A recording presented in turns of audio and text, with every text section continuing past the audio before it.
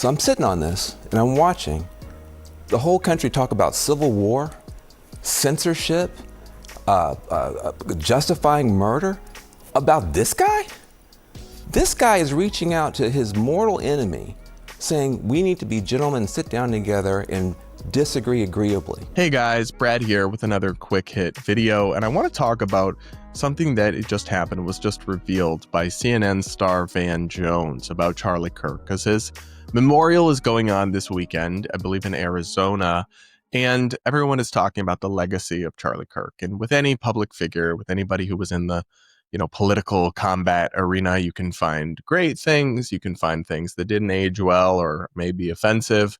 But what I thought Van Jones just revealed about Charlie Kirk was really touching and really kind of, I think, speaks to the direction American politics needs to go in. So the context you need to know is that the week before Charlie was killed, Van Jones, the CNN commentator and I believe former Obama staffer, and Charlie Kirk were beefing publicly. But then Charlie apparently sent him a really touching direct message that he just revealed publicly for the first time. So let's watch more on CNN where they discussed this and it was revealed. His murder and some unexpected outreach that Kirk made the day before his death had resonated with our CNN colleague Van Jones.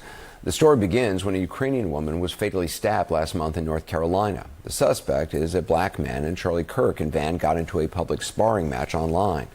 Kirk claimed the murder happened because she was white. Van denounced that as completely unfounded. Kirk then sent out what Van calls a fire hose of tweets challenging his argument, which Van says sparked death threats against him. So just to pause here for a second, a couple points are worth noting.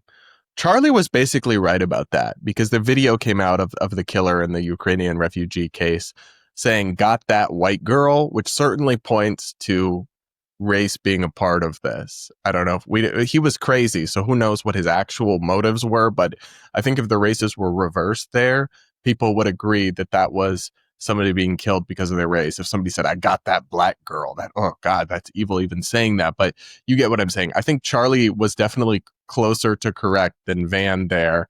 And then look, Charlie, when he put Van on blast publicly, he didn't encourage anybody to send Van death threats. So that's just kind of irrelevant. It's not on him if a few crazies go out there. The same way when Van Jones or Anderson Cooper put somebody on blast on their show, they don't encourage any threats or anything, but someone out there might see it and do it. Like, I don't think that's really relevant here, but let's keep going.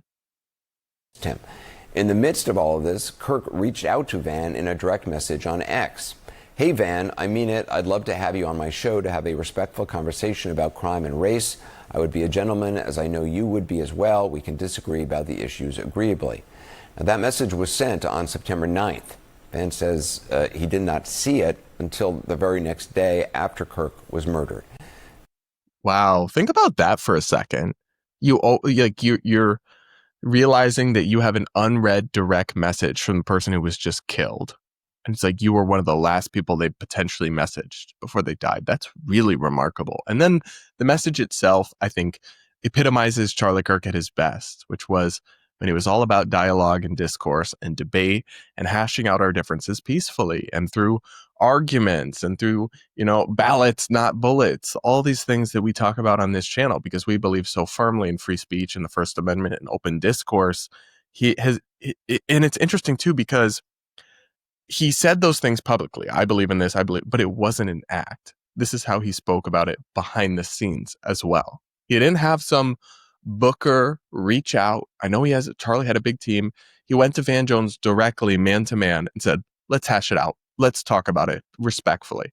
I just think that's honestly beautiful in the context of everything that we've seen, where his voice was silenced through an act of political terrorism. He embodies, in many ways, the opposite of that. And I just think normally I would be kind of uncomfy with revealing messages sent to somebody in private who, didn't agree to let you publish them publicly.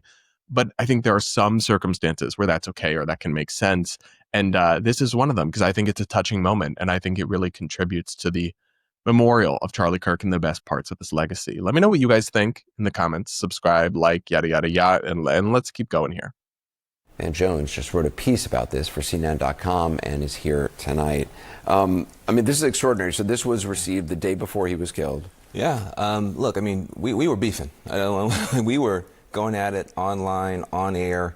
And then after he died, after he was murdered, my team called and said, Van, he was trying to reach you, man.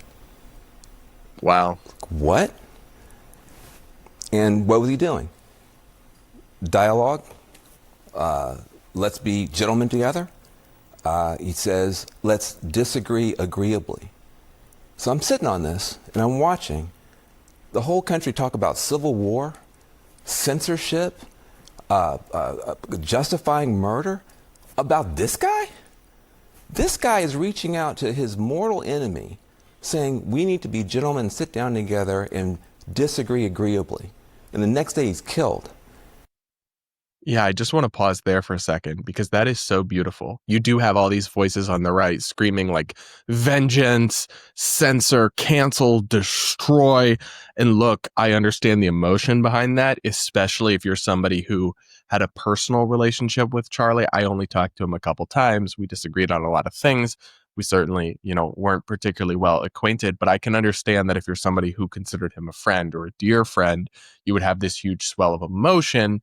But at the end of the day, I think it's a big mistake for the people who are turning away from his legacy and want to, crush the left and outlaw their organizations and institutions.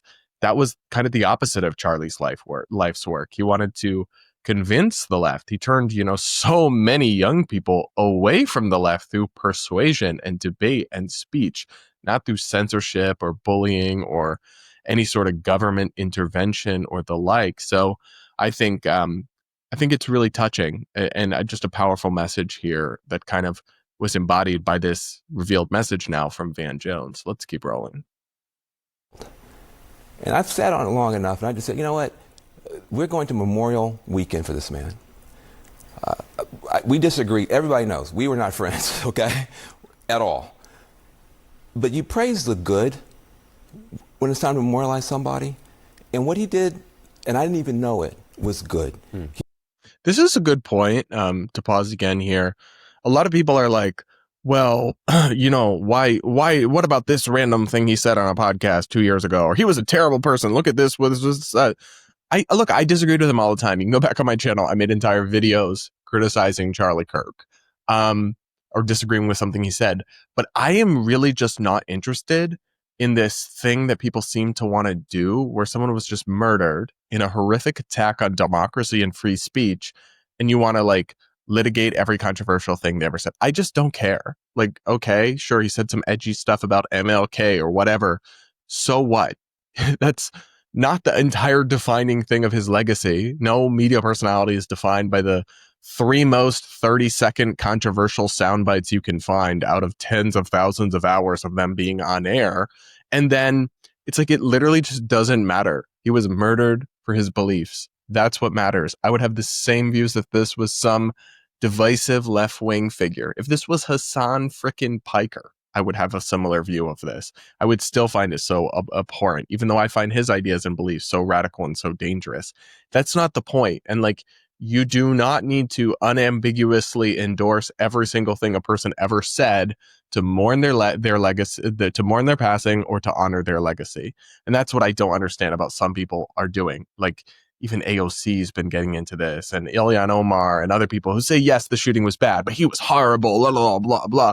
You really don't have to do the second part. You can just say, oh, this is horrible. The second part is optional and not very classy or necessary, in my view, at least. Let me know if you disagree, but all right, let's keep going here. He was not for censorship. He was not for civil war. He was not for violence. He was for dialogue, open debate and dialogue, even with me. Even with me. If, would you have gone on his show? Would you have done look, I would have probably tried to get him on your show. I mean, I wasn't trying to build his platform, but I would have called him, we would have talked, and we would have started the process of trying to figure this stuff out. And I think what happens is... That's strange. I don't know. I'm giving Van credit mostly for this, but I don't like that. Maybe I wouldn't have gone on his show. I don't want to build his platform. Van, he was already much bigger than you, okay? You wouldn't be building his platform. He'd be helping you. That pisses me off. People in mainstream media have such arrogance sometimes. They think because they have a perch on CNN or whatever that they're so relevant, more relevant than these podcasters. Dude, his podcast, I'm sure the ratings dwarf this CNN show that you're on right now. Okay. Ugh, gosh, that makes me a little angry, but not the main point. What happens is people get so worked up, Anderson, seeing us go at it. They think they're supposed to go out and kill somebody, or go out and talk about civil war, or go out and silence people, or cancel people, or fire people, or censor people. About Charlie Kirk, Mr. Debate, I did not agree with him on literally almost anything.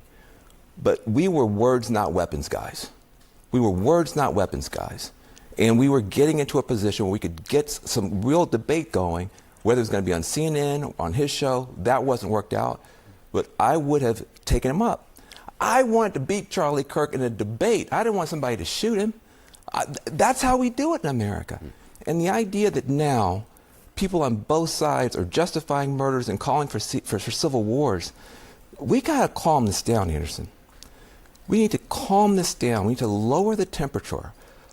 Yes, we disagree, but like he said, we can disagree agreeably. That's his last words to me. Let's disagree agreeably. We should take that spirit into the Memorial Weekend. That's the part that of this that I take and that I want to honor and memorialize with our commentary in our chat here on this channel.